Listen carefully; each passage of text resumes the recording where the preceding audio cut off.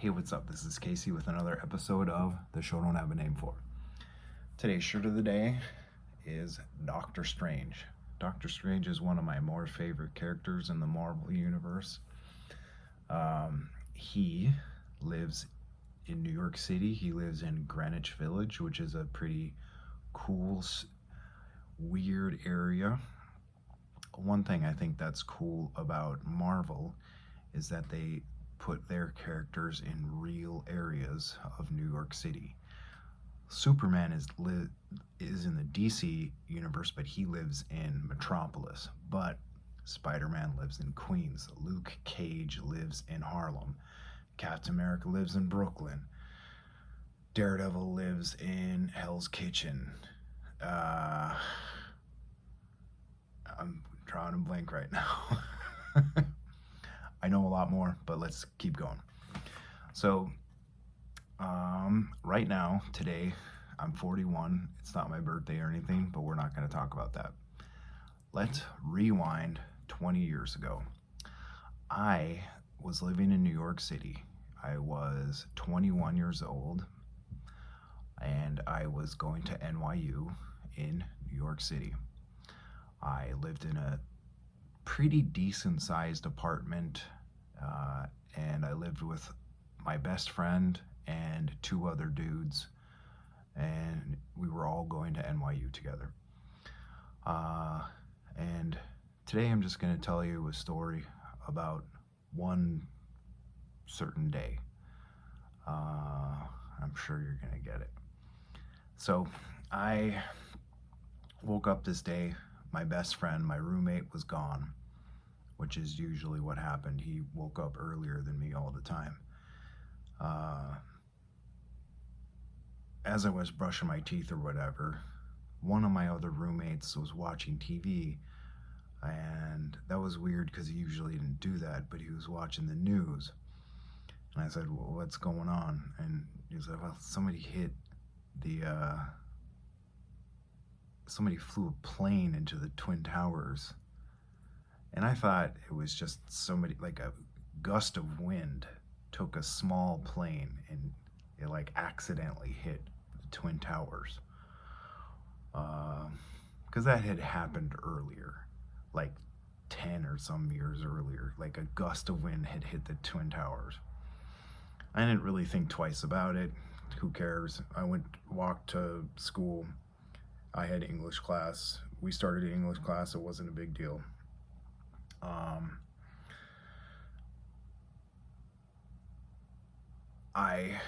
We started English class. A lady or girl showed up, let's just say 5-10 minutes late, and she was crying and she was freaking out. My professor just asked, what's going on? He wasn't rude about it, but he was just like, what is wrong with you? And she said, the Twin Towers fell. And we kind of looked at her like, what the hell are you talking about? You got to remember, this is 2001. I only knew 2 or 3 people with cell phones. Obviously nobody had smartphones by then. A laptop was about this thick. I don't think anybody knew what Wi-Fi was. I know that I didn't have a computer.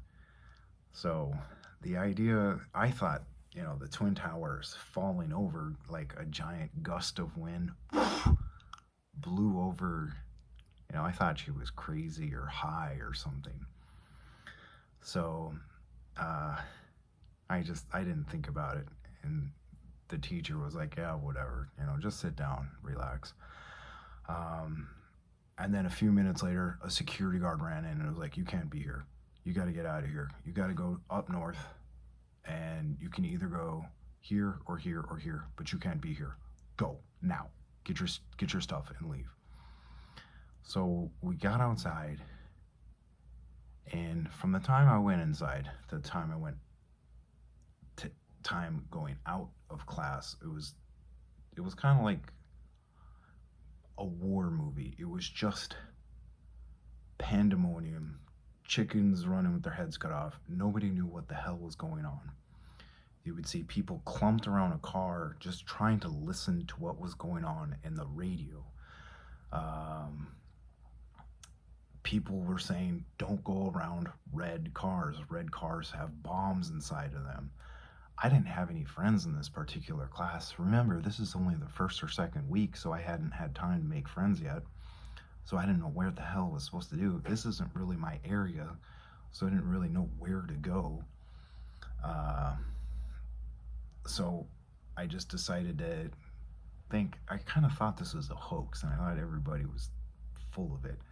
So I just started walking. New York University has an area it's kind of famous for called Washington Square Park. It's just an area. And you can see the Twin Towers, or you used to be able to see the Twin Towers. So I walked up there, and I just expected to be able to see them because it was just an easy place to see them. And I'll never forget that. I just kind of walked up there, and there was just smoke coming out of there. They were gone. And immediately I thought, well, obviously it's either been some kind of atomic bomb or it's an alien invasion. There's no way an airplane could have done that stuff. And, you know, it's... I don't understand how this is going on. I've seen New York City after George W. Bush won the election, after the Yankees won the World Series, after the Yankees lost the World Series, but it was nothing like this. People were going crazy. People are trying to help people. People are shoving people around. The subways aren't working. The subways are working. The subways, the bus drivers letting people on for free. People, it's just, you could talk to 1 million people and you can hear 10 million different stories. I decided, I was on the swim team. I was the captain of the swim team back then. It's my job to find my swim team friends and get them together. So I walked to the swimming pool, but obviously nobody was at the swimming pool except for our coach. And he asked me if I wanted to practice, and I said I would rather find my friends. So I found my friends, or I started looking for my friends. One thing I remember is I ran into the first girlfriend I ever had. The thing about the first girlfriend I ever had, we didn't break up on good terms. I was 20 years old. I wasn't a good boyfriend. Nothing horrible happened. I just ghosted her, okay? So,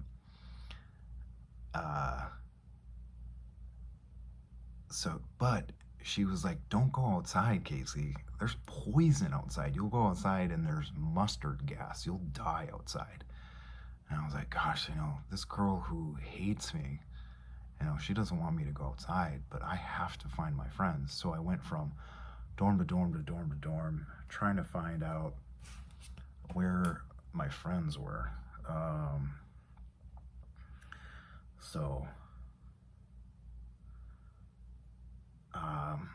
I eventually gathered friends and we brought them over to my dorm room. Like I said, I only had two bedrooms, 4 beds, a couch, and some floor space. And I think the schools gave us some extra pillows and extra comforters and junk like that, because I think just about every dorm room had extra people sleeping inside of it. But I think the general thing was we all thought we were going to die. I mean, if the 2 biggest buildings in the biggest city in the country can get blown up,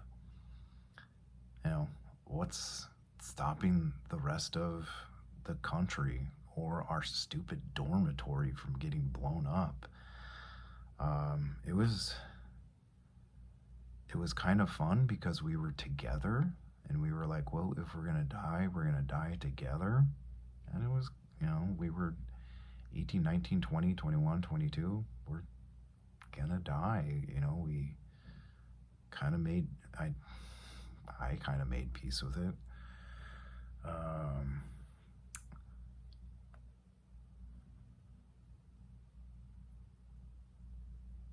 so, one thing that affects me uh, is a day or two later, uh, I was like, okay, I need to be a superhero here and go volunteer some more and, you know, shovel dirt or concrete or whatever. So I asked a friend who tried to figure out how I could do this. And they were like, are those the shoes you have? I was like, yeah, I only have one pair of shoes. I was in college, so I only had one pair of sneakers. And I'm like, no, you can't. You're gonna step on a nail or something. You're no. So I only had a pair of sneakers, so it was not gonna work. So they were like, no, you're gonna be more of a liability. You're an idiot, you know.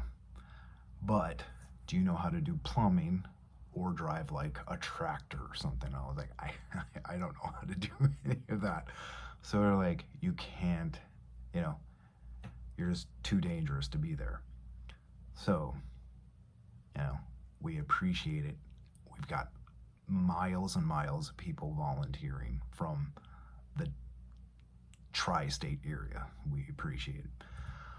So, when Donald Trump pretends to say, I was there volunteering with my guys, that's complete nonsense. He wasn't there.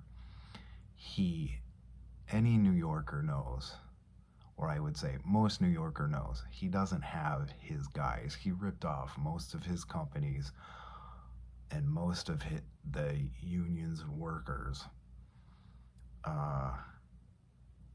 Nobody had ever seen him down there working. And like I said, I don't think he's ever worn a pair of boots in his entire life. So I find that, insulting, even as a partial New Yorker like myself, him pretending like he rescued people out of goddamn buildings. Okay. So this is my 9/11 story. It's taken about 20 years to talk about it. I don't necessarily like talking about it, but you know, this is what happened. These are my feelings. If you want to reply or talk about your stuff, I'm happy to listen. Okay? Thanks for talking. Thanks for listening. Bye.